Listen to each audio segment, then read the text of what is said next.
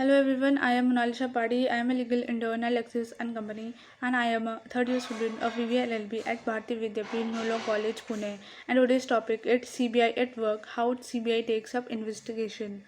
Uh, let's order investigation by CBI. Time for handing over the investigation to CBI. These lines are often heard among masses and appear on daily basis in every major print and electronic media. The recent alleged suicide of Bollywood actor and encounter of a famous goon has once again brought CBI into limelight.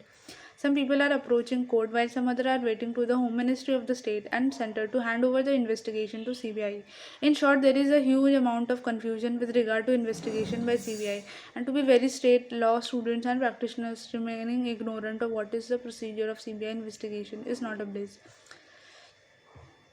History of CBI. During the period of World War II, a special police establishment was constituted in 1941 in the Department of War of the British India to inquire into allegation of bribery and corruption in the war-related procurements. Later on, it was formalized as an agency of Government of India to investigate into allegation of corruption in various wings of the Government of India by enacting the Delhi Special Police Establishment Act 1946.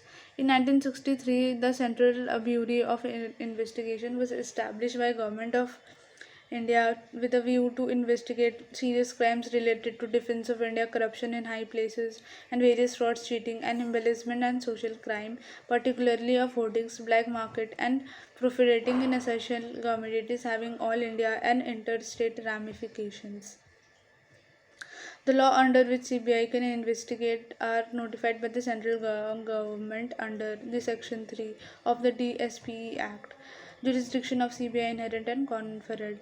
As per Delhi Special Police Establishment Act 1946, the jurisdiction of the CBI stretches over the Union territories. However, as per Section 5 of DSPE Act, the central government may extend the jurisdiction of CBI to any state. The power vested with the central government shall have to be exercised with the consent of the respective state governments. To understand the jurisdiction of CBI, the following points are to be considered. First, any crime can be investigated by state police organization which have the original jurisdiction. CBI merely gets operative jurisdiction by way of general consent or notification issued by various state governments and subsequently further notified by DOP and T Government of India under Section 6 and 5 of DSPA Act respectively. Second, apart from this, CBI can also take up investigation when state government transfer specific files in view of their political sensitivity, those attracting large media attention, etc., by issuing specific case-wise notification to transfer the already registered case from state police organization to CBI with the consent of Government of India. Third, the constitutional courts like Honorable High Courts and Honorable Supreme Courts under its constitutional provisions provided that Article 226 and 32 respectively can also direct CBI to take up investigation afresh or by way of transferring cases from the state police organization. In KV Rajendra versus Superintendent of India CBCID Chennai, the three judges bench held that transfer of investigation must be in rare and exceptional cases in order to complete justice between the parties and to instill state confidence in the public mind.